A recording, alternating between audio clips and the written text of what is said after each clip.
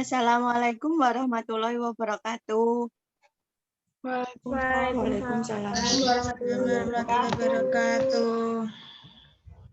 Bagaimana kabarnya anak-anak?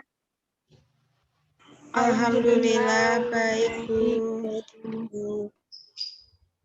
Oke, sebelumnya Ibu akan memperkenalkan diri terlebih dahulu. Perkenalkan, nama Ibu Miftahul Helmi Nugrul. Biasa dipanggil Bu Helmi, Ibu praktikan dari Universitas PGRI Madiun.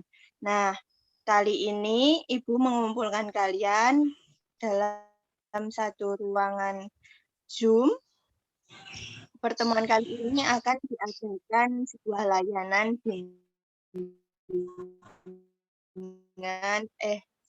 konseling kelompok.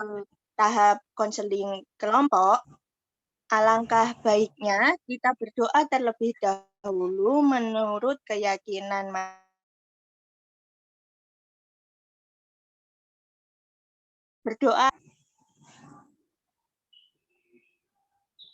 berdoa selesai. Nah, tadi kan Ibu sudah perkenalan. Giliran kalian memperkenalkan diri satu persatu agar Ibu lebih tahu sekaligus sebagai absen kehadiran kalian. Bisa dimulai dari absen atas, yaitu Mbak Iza.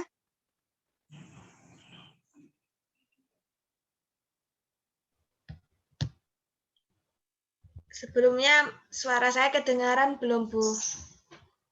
Ya, sudah Mbak Iza, sudah terdengar jelas. Ya, perkenalkan nama saya Iza Irsani dari Magetan, bisa dipanggil Iza. Selanjutnya,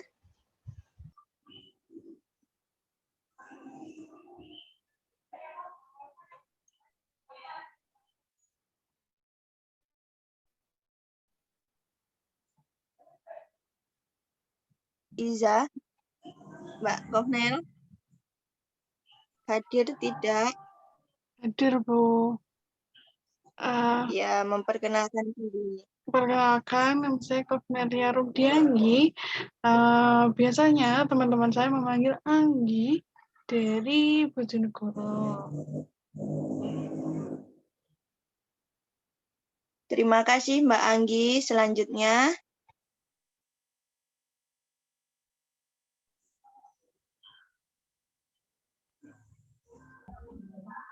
Saya, Bu.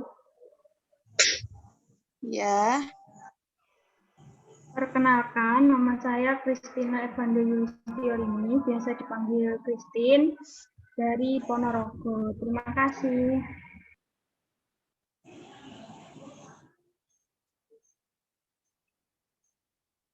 biasa dipanggil siapa tadi, Mbak Christine apa Mbak Titin? Mbak Titin juga bisa, Bu. Oh ya, Mbak Titin atau Mbak Christine. Selanjutnya, Perkenalkan, nama saya Rizky Yanuara Nawati Kusuma, asal dari Mejayan.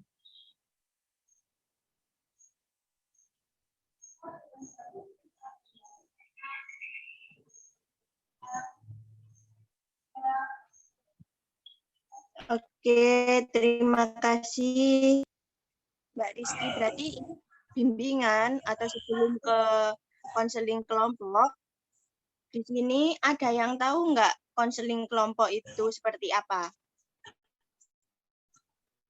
Belum, Bu.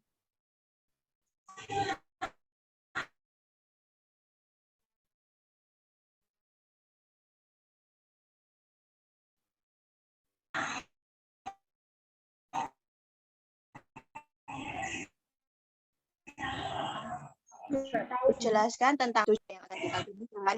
Itu ada konseling kelompok. Nah, konseling kelompok ini adalah suatu upaya untuk informasi yang berguna agar dapat menyelesaikan masalah yang dihadapi, mampu menyusun rencana,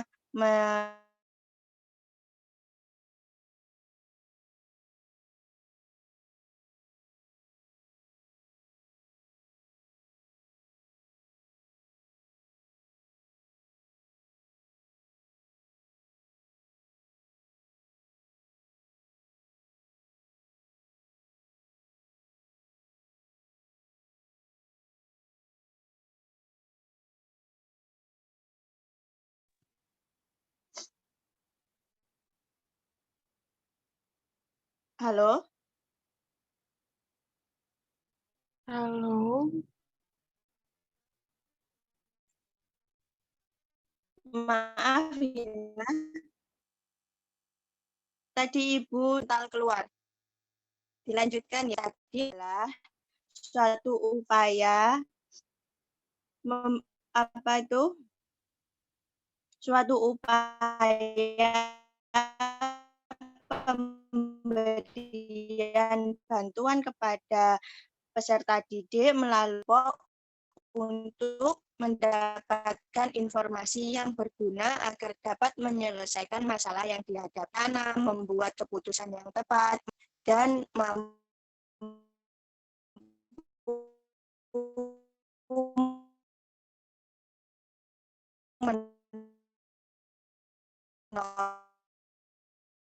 menolong atau memberi masukan dalam pembentukan perilaku yang lebih efektif dengan menggunakan dinamika kelompok. Nah, tujuan kita berkumpul untuk melakukan konseling kelompok ini, yang pertama ada yang kedua memecah permasalahan teman sebaya, seperti itu. Yang selanjutnya mengembangkan kemampuan berkomunikasi. Ada juga azas kali ini. Yang pertama adalah azas kerahasiaan. Ini yang sangat penting karena kita konseling adalah masalah tentang masalah hidup ataupun masalah yang sedang kita alami saat ini. Jadi ketika kalian sendiri dalam proses tidak konseling, ketika teman kalian ada yang curhat tentang permasalahan hidupnya atau ada masalah yang lain, tentu kalian pastikan dijanji sama teman kalian. Jangan bilang ke siapa-siapa ya, kayak gitu. Nah, itu kita gunakan di konseling kali ini, yaitu azas kerahasiaan yang bersifat rahasia. Kita harus saling menjaga permasalahan ini jangan sampai keluar dari kelompok ini. Selanjutnya ada azas kenormatifan, yaitu azas yang perlu kita lakukan. Selanjutnya azas keterbukaan. Ada juga azas kesukarelaan. Kesukarelaan yaitu Ibu undang kalian semua ke sini dan kalian datang atau kalian hadir dalam pertemuan Zoom kali ini tanpa paksaan siapapun. Nah, untuk melakukan azas kerahasiaan tersebut, kita perlu melakukan ikrar. Sebelum kita melakukan konseling, alangkah baiknya kita berikrar dulu, berjanji agar permasalahan yang kita bahas dalam kelompok kali ini tidak akan keluar. Mic-nya bisa dinyalakan semua. Ibu contohkan, nanti kalian tirukan ya. Ibu. Oke, siap? Saya berjanji. Saya berjanji bahwa saya sanggup dan bersedia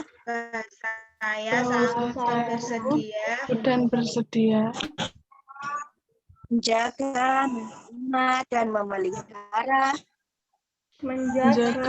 menerima dan memelihara segala informasi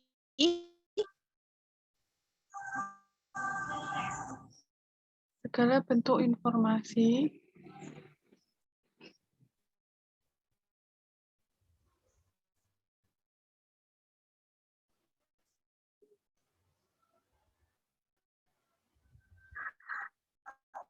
segala bentuk informasi baik dari saya sendiri Dari saya sendiri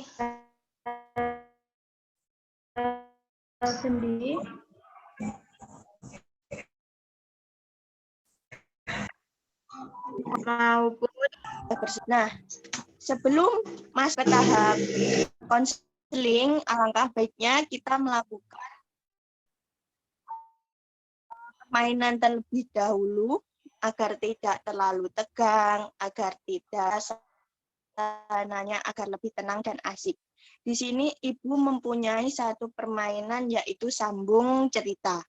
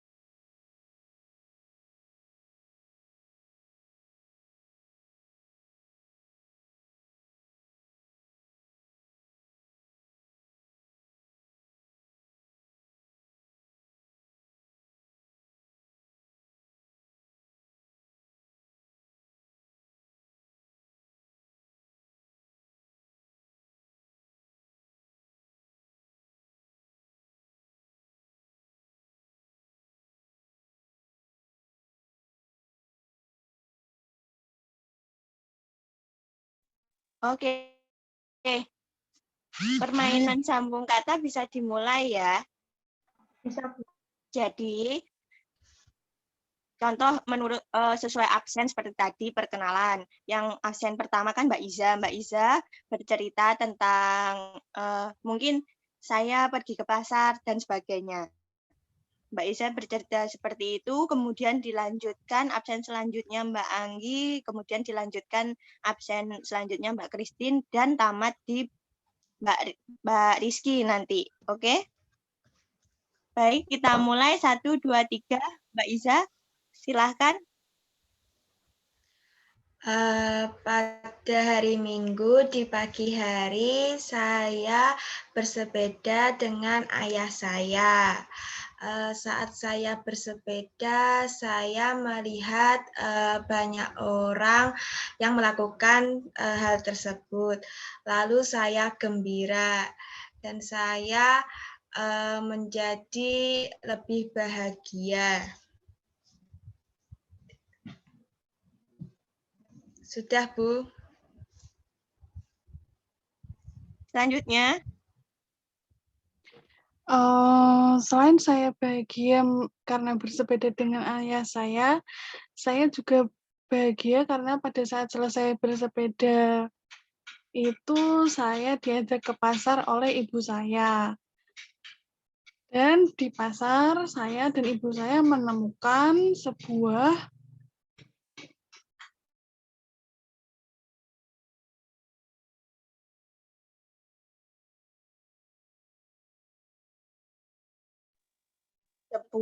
Bisa dilanjut.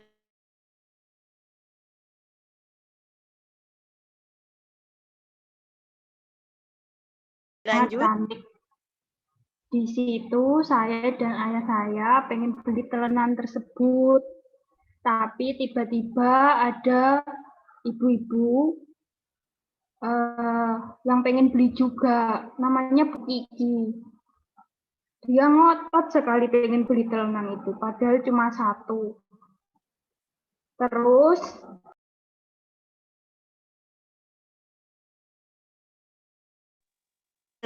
Bu Kiki.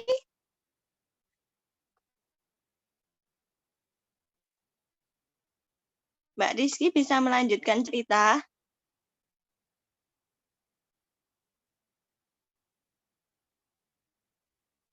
Oke, sepertinya Mbak Kiki sinyalnya kurang bagus. Ditamatkan aja sama Mbak Christine. Terusnya apa? Terus kemudian nanti tamat.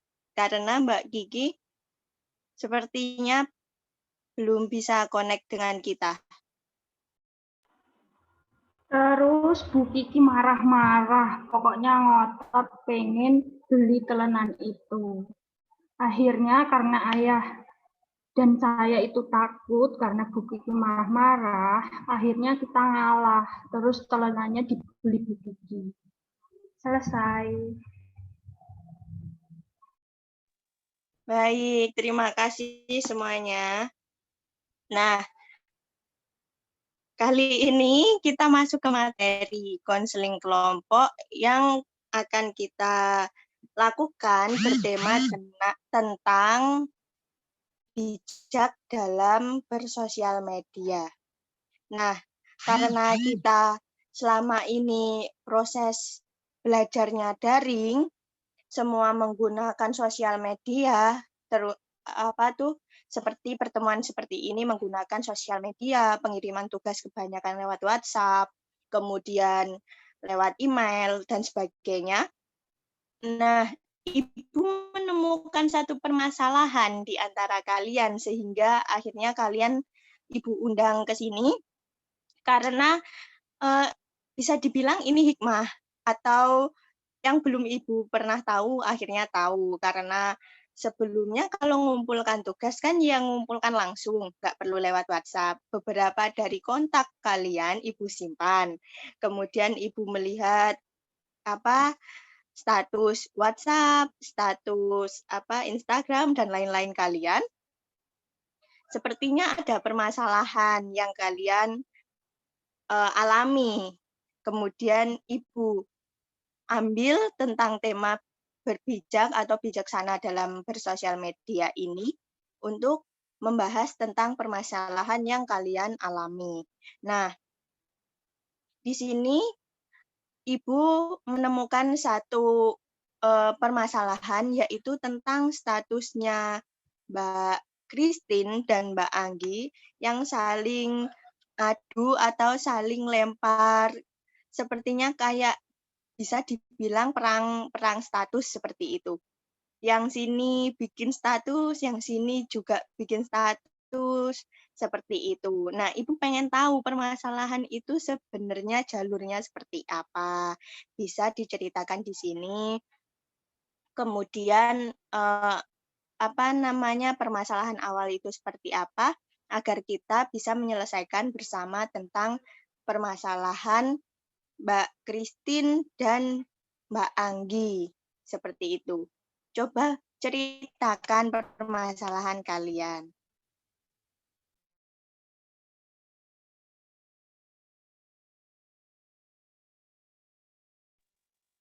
Bisa dimulai mungkin dari Mbak Christine dulu.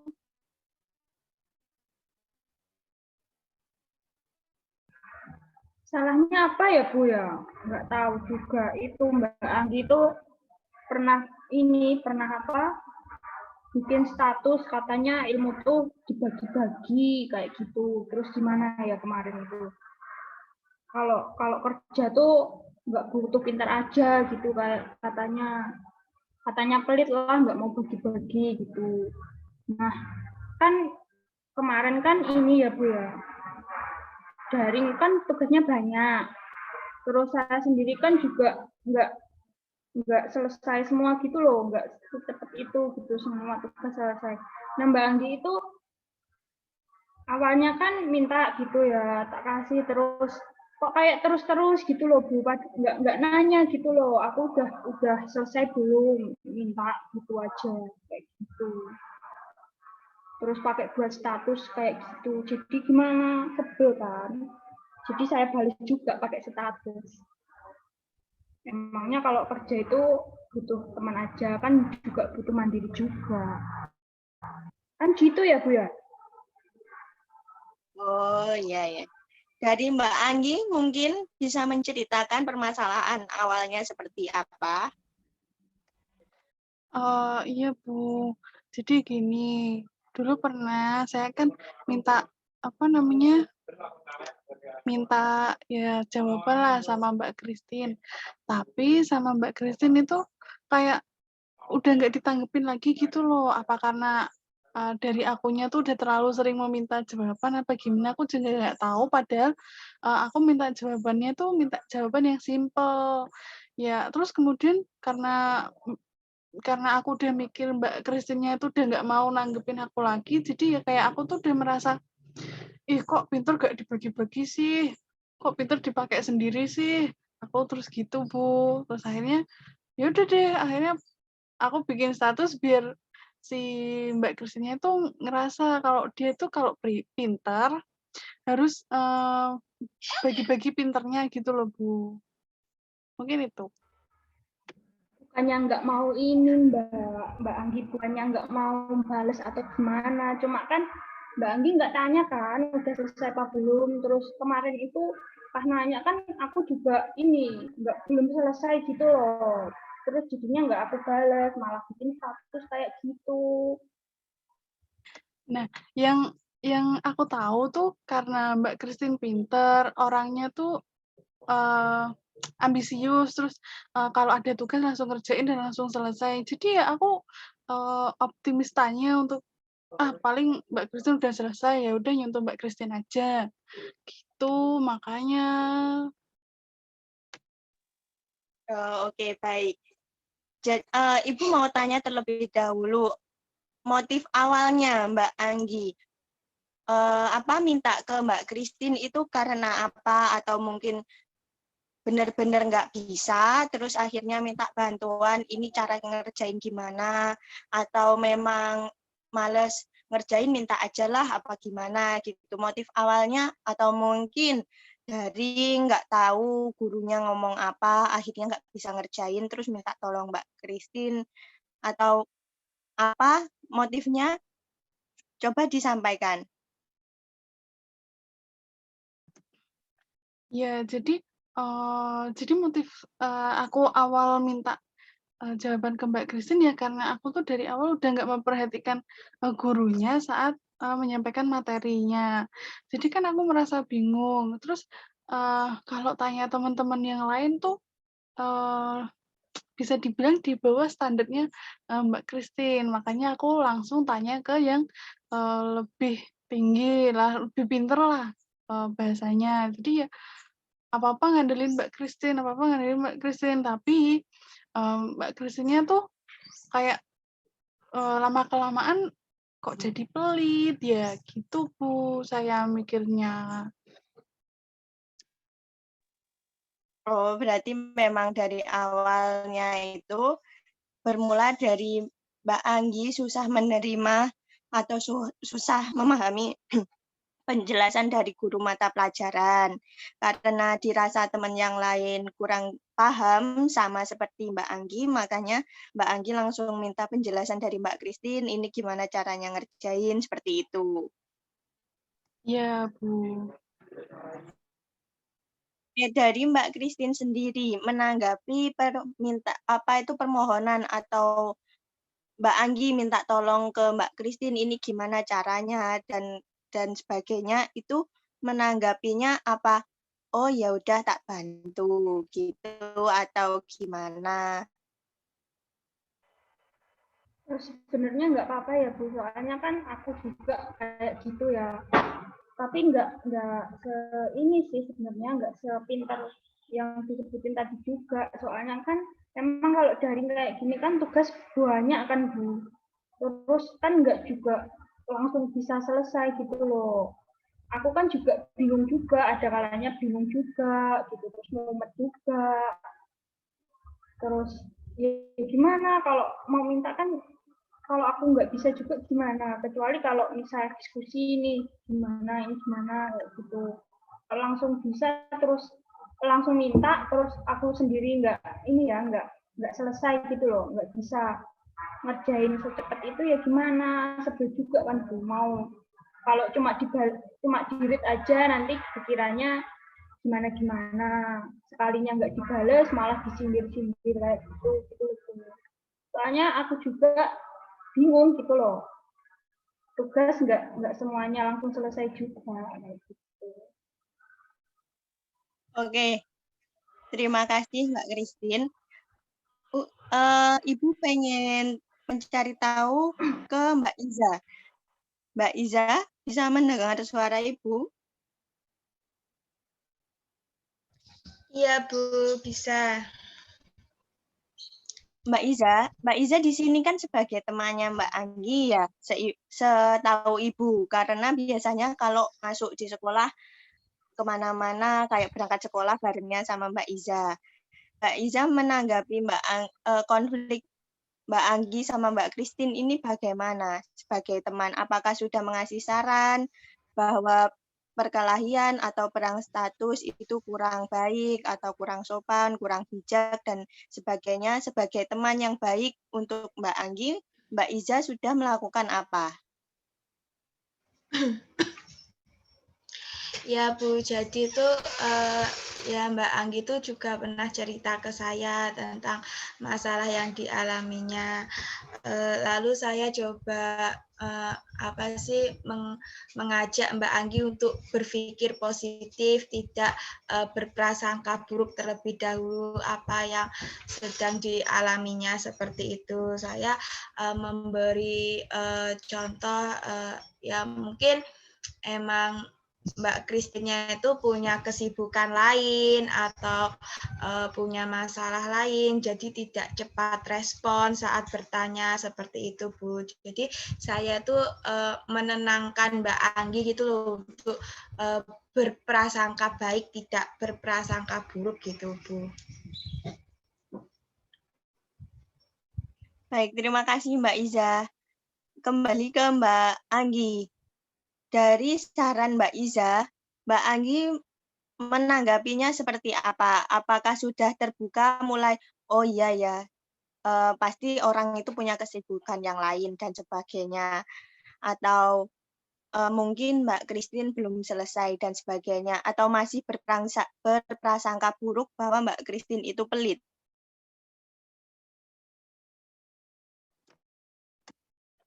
Kalau melihat tanggapan dari Mbak Christine tadi, penjelasan dari Mbak Christine tadi, ternyata benar juga apa yang dikatakan oleh Mbak Iza. Sebaiknya dari aku sendiri tuh kita harus berprasangka berprasangka baik terlebih dahulu, baru kita mengemukakan pendapat kita terhadap orang itu. Mungkin di sini yang salah tuh saya, Bu, karena saya terlalu mengambil kesimpulan terhadap Mbak Christine yang tidak, seperti menganggap dirinya pelit lah, tidak bagi-bagi ilmu, dan sebagainya. Mungkin dari sini, dari diadakannya kegiatan ini, saya sudah mencoba membuka pola pikir saya untuk lebih lebih dipertimbangkan lagi dalam melakukan sesuatu. Itu, Bu. Baik, terima kasih. Nah, di sini, di konseling ini, Ibu rasa kalian sudah bisa menyelesaikan permasalahan kalian, tinggal Ibu menanggapi atau memberikan sedikit arahan. Nanti apabila ada masukan dari yang lain, mungkin dari Mbak Iza atau dari Mbak Rizky, Ibu menarik kesimpulan bahwa permasalahan awal adalah Mbak Anggi susah sinyal atau susah menangkap penjelasan dari guru mata pelajaran, kemudian Mbak Anggi menanyakan ke teman. Mbak Anggi memilih menanyakan teman ke Mbak Christine karena dianggap Mbak Christine lebih paham atau lebih pintar daripada teman-teman yang lain. Jadi akan memberikan penjelasan lebih bagus. Nah, dengan beriringnya waktu, susah sinyal, susah paham, tanya ke Mbak Christine, tanya ke Mbak Christine lagi, tanya ke Mbak Christine lagi. Mbak Christine merasa bahwa Mbak Anggi ini kayak menggantungkan atau menggantung, kayak gimana ya, kayak bahasa Jawanya jaga nih gitu loh, kayak jaga nih Mbak Christine. Mbak Christine ini pasti Mbak Christine udah, aku tanya kayak gitu. Sedangkan Mbak Christine sendiri banyak juga mengalami kendala. Mbak Christine sendiri ibaratnya sebagai manusia biasa yang dianggap Mbak Anggi pinter tadi juga kadang-kadang mengalami permasalahan, mungkin belum dan sebagainya. Akhirnya Mbak Christine merasa keberatan ketika ditanya seperti itu. Nah, di sini dapat kita simpulkan bahwa bijak dalam bersosial media itu sangat penting, terutama kita chatting.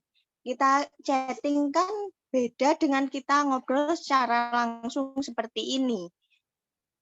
Bahasanya mungkin ketika kita, Mbak, apa itu namanya, Mbak, aku minta jawaban nomor 1.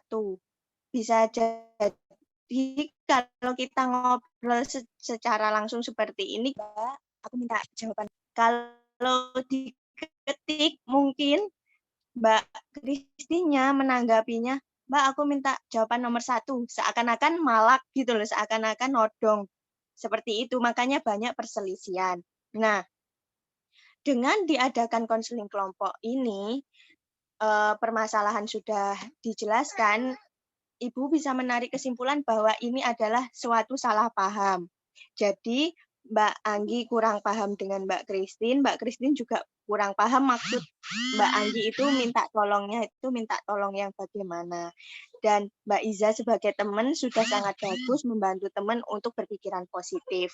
Nah, harapan Ibu setelah konseling ini selesai, permasalahan kalian bisa selesai, kemudian bisa lebih bijak lagi dalam sosial media. Walaupun sesama teman, sopan santun, tata krama, itu tetap harus digunakan. Jadi contoh nih, ketika Mbak Anggi kesulitan, diusahakan minta diselipkan kata tolong. Jadi Mbak Christine, tolong ya, aku nggak bisa ini, dibantu. Minta tolong, seperti itu. Ketika sudah ditolong, kata terima kasih juga harus diucapkan. Jadi ketika sudah ditolong, oh iya Mbak Anggi, ini seperti ini caranya.